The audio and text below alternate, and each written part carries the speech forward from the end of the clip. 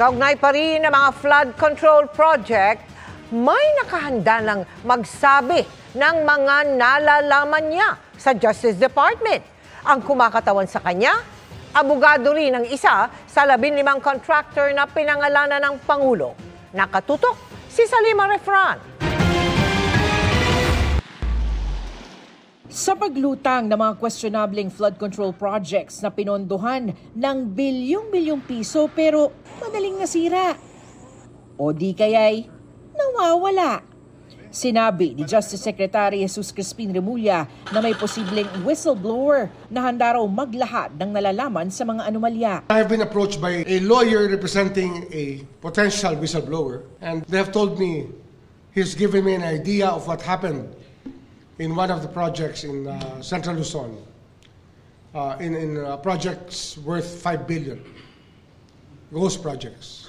Sa inisyal na impormasyong nakuha ni Remulla, kasama raw talaga ito sa mga gumagalaw sa mga proyekto. Kabilang ang posibleng whistleblower sa tinukoy ng Pangulo na top 15 contractors na nakakuha ng 20% ng 545 billion pesos na flood control projects. Nilahad raw nito ang mga modus, hatian at mga irregularidad sa mga kontrata. Siya ay lawyer ng isang kumpanya na nasa top 15 na binanggit ng Pangulo. Nagkakaroon ng encashment ng parang nagkaka-release ng pera ang land bank sa DPWH kahit ang cheque ay nasa pangalan ng construction company. Pero nasa exploratory stage pa raw sila sa posibleng whistleblower na ito at inaalam pa kung hanggang saan ang kanyang nalalaman. Kailangan din daw makausap ni Remulla ng personal ang taong ito. Sir, dito po sa specific na whistleblower na ito, hanggang sa mga opisyal ng gobyerno, kaya po niya magturo? Ang tingin ko kaya eh.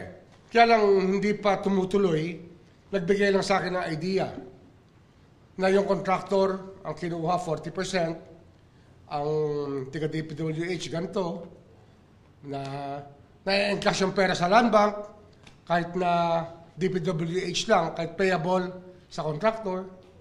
Basta't marami ng mga modus na sinabi sa akin. Nangihikayat rin si Remulla sa iba pang whistleblower na lumantad. Pangako niya, bibigyan sila ng proteksyon ng DOJ. We can accommodate whistleblowers. Since we have a witness protection program, they can actually go to the DOJ for this. We will discharge them as state witnesses. They will have to be charged first, then discharge as state witnesses to make sure that the cases are properly documented and that the case build-up goes on properly. Ang ULAP o Union of Local Authorities of the Philippines handa ring tumulong sa investigasyon sa mga maanomalyang proyekto sa kani-kanilang mga lugar. Nakarating nga raw kay ULAP President Quirino Governor Dakila Cua ang report tungkol sa isang mayor sa kanyang probinsya na nagsulong ng 100 milyong pisong flood control program kahit na marami raw itong mas kailangan na infrastructure projects. Yung mayor nag-request ng mga flood control project. Nagpapirma ng mga request sa mga barangay, mismong araw pa ng SONA. Tapos, umabot sa akin ng balita, sabi ko, sa lahat ng kailangan ng bayang ito, yun ang priority niya. 100 milyon ang papapirma niyang request ng flood control projects. Hindi ba siya nangangailangan ng kalsada, ng tulay, ng mga classroom, ng mga ospital? Ang nakarating din na report kay Cua, nabenta na raw kasi ang proyekto sa isang contractor. Ang kumakalat pa sa aming balita ay nabili na daw yung mga proyektong yun ng isang malapit sa kanyang kontraktor. So sabi ko, bakit ganon? Hindi pa raw nakakausap ni Cua ang nasabing mayor. Para sa GMA Integrated News, Salima Refran, nakatutok, 24 oras.